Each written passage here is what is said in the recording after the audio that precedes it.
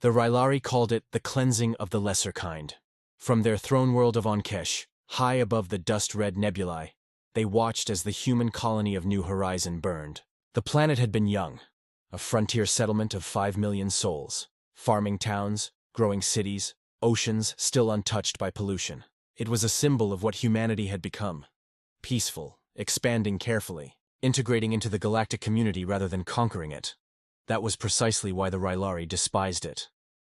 They were an empire of warriors and hunters. Violence was their language, conquest their art. And when the Terran ambassador dared to oppose the Rylari blockade of the neutral worlds, it was seen as an insult, a lesser mammal daring to defy them. So the Rylari chose a lesson, a spectacle. Their dread fleet arrived in orbit over New Horizon in the early dawn. The colony's defense grid barely had time to power up before orbital lances rained fire. Mountains shattered, seas boiled. Children watched their skies turn from sunrise gold to crimson inferno. Governor Elias Carter's last broadcast was a plea for peace. "There are civilians here. We are not soldiers. You don't need to..." Static. His words were cut off as Rylari plasma torpedoes struck the Capitol dome, turning it into a crater 6 kilometers wide. The Rylari flagship commander, High Talon Varash, stood over the transmission display, mandibles clacking with amusement. "Record this," he said. "Send it to Earth. Let them see what happens when prey bares its teeth."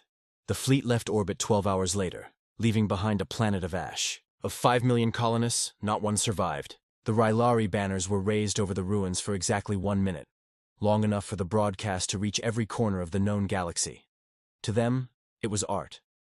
To humanity, it was the sound of something ancient awakening.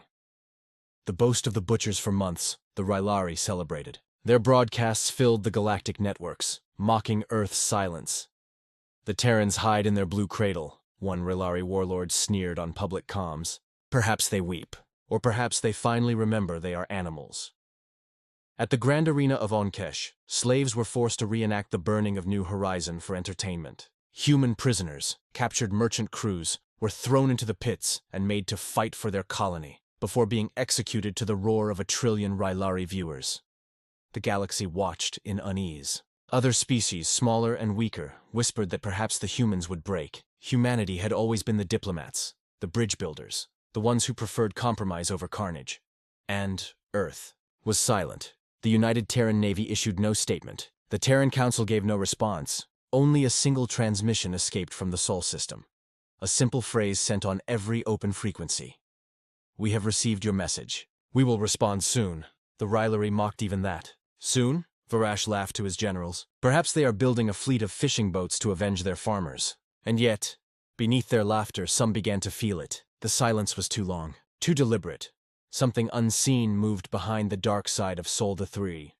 The silence breaks. It began with the disappearance of the Rylari patrol fleets. First, the Bloodclaw squadron near the neutral zone ceased all transmissions.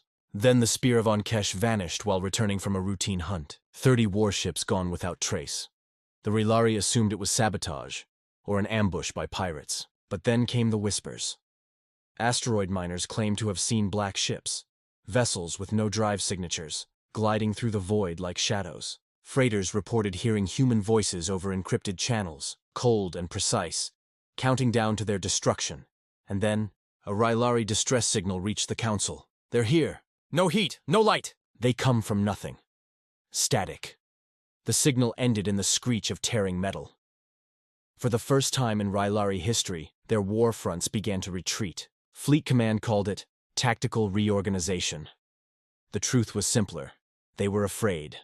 Then, after 6 months of growing silence, a transmission arrived on every Rylari military frequency.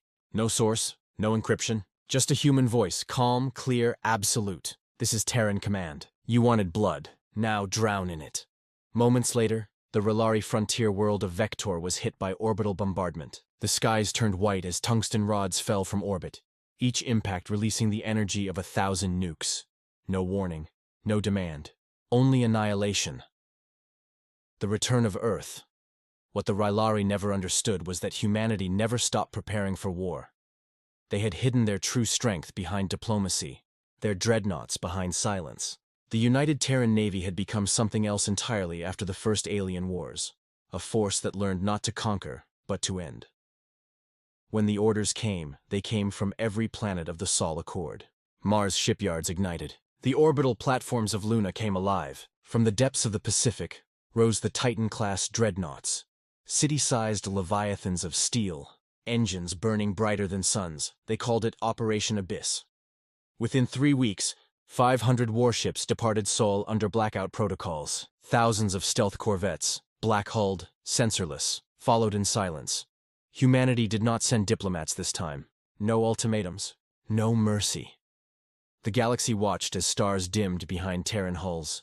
The fall of the Rilari. The first world to fall was Vector. The second, Jakor.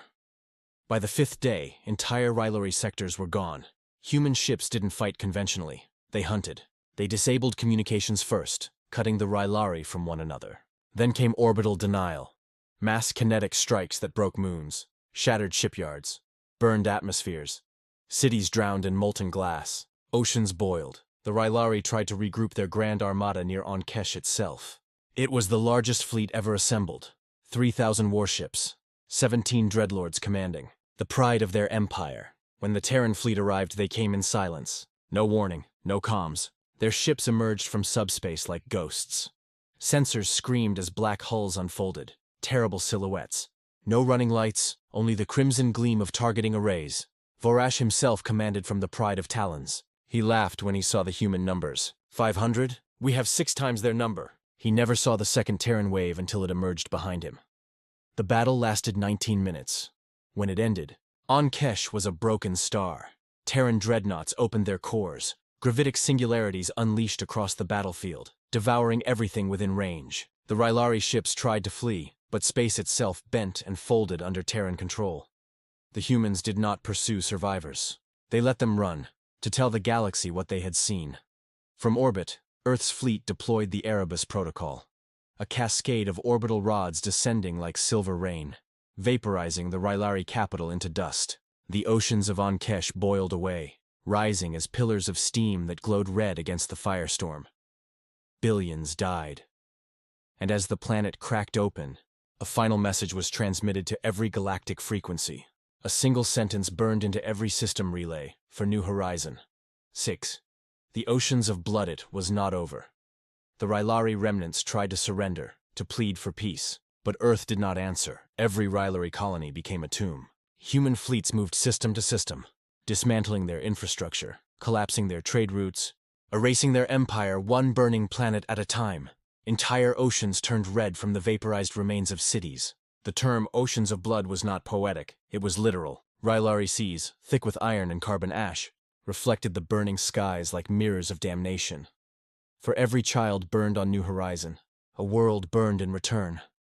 Even the Rilari who fled beyond charted space found no refuge. Terran Black Ops divisions hunted them down, erasing every trace. No survivors, no monuments. Only silence. The galaxy watched in horror. What had begun as a spectacle of dominance became a nightmare beyond comprehension. One Vikor observer, a neutral race known for chronicling wars, recorded in despair.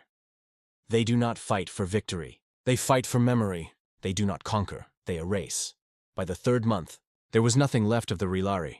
Their homeworlds glowed faintly in the void, drifting cinders where civilizations once stood. 7. The aftermath. When the last Rilari world fell silent, the Terran fleets turned home. No cheers, no parades. The soldiers aboard the dreadnought Vigilant Dawn watched the ashes fade behind them, and one whispered, "This wasn't war. This was judgment." On Earth, the Council of Nations reconvened. The chairwoman, her eyes hollow, addressed the galaxy with a single statement. "Let this be the first and last time humanity answers blood with blood. We are done asking for mercy. The next to strike us will find nothing left to strike with." Then communications ceased again. The Sol system went dark. No transmissions, no trade. Humanity withdrew into silence once more, patient, waiting, rebuilding. But the lesson remained. Across the stars, alien empires rewrote their treaties. The words "do not provoke Earth" became an unspoken law. Explorers who ventured too near Sol turned back. Children on alien worlds were told ghost stories of ships that moved without light, and of an ocean made from blood and fire. And when those same children asked what the humans were, their elders always whispered the same truth. They are the ones who avenged New Horizon.